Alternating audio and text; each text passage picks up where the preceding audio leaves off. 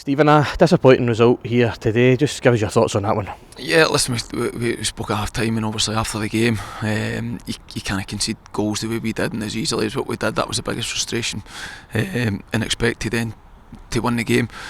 We got ourselves back into the game at 2-1. Again, we missed a couple of chances then before that, but defensively the goals that we conceded were really, really poor. So, like I say, that's the biggest disappointment for the game. And even you're in the ascendancy in the second half, you look as if you're going to potentially get an equaliser, and then again you just get a ball into the box. Their striker's then left unopposed in the back area, and he scores for 3 yards. So really disappointing defensively for the whole team, for the whole group, to lose the 3 goals in the manner in which we did.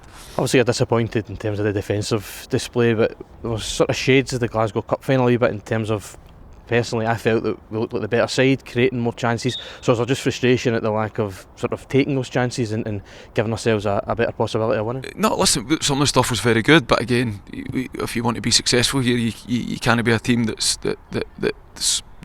plays some really good stuff, really good attacking stuff, and then at the other end of the pitch the opposition then go up and score. So you need to be relentless in both boxes. You need to be relentless defensively, you need to be relentless at the top end of the pitch, and we weren't ruthless and clinical on our chances, and we were powder puff defensively. So that's the reason why we lost the game. It's extremely disappointing. Like I say, there's loads of learnings to take from the game, but the boys need to feel these moments in these games. You need to come out on top. So again, we've played some nice stuff, but it's not an academy team, it's not an under 12s team. We're preparing boys for first team.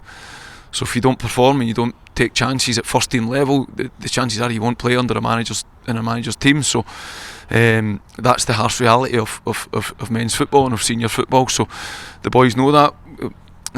But we'll bounce back for the next game, and hopefully, like I say, we'll learn from the game. I know the focus is always on the team and the squad as a whole, but just to single out Rhys Dargie, who comes on the park and within a minute of being on the park scores a goal, makes that instant impact. How impressed are you with him? And also, is that just a reminder to everybody in the team that this is a squad game and everybody on the bench is important? Yeah, listen, as Rhys needs to get his availability to train every single day. He's got to train better, so he's got to make sure that he's available to train. So it's a development stage for him. He's a 2007, but he shows his quality. We've not got a lot of wingers within our group, so he's somebody that can definitely make a difference. So there was still loads of positives to take within the game. We're extremely disappointed to lose the game and lose the goals in the manner that we did. So we're not going to get away from that.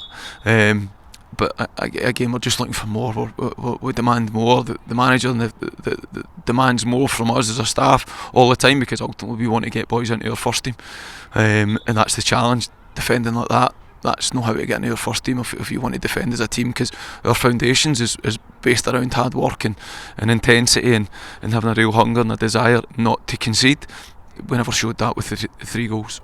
Is the focus now just on the weekend and trying to get back to business and putting in a better display on Saturday? It's always the same. We'll analyse the game, which we always do. We'll go through it with the players individually and collectively, and then we'll go again for the next game. That's a good thing about this level. There's always another game that's round the corner to try and then improve on what you've been doing. So, but again, the boys have been terrific up to this point, but we're only halfway through the season.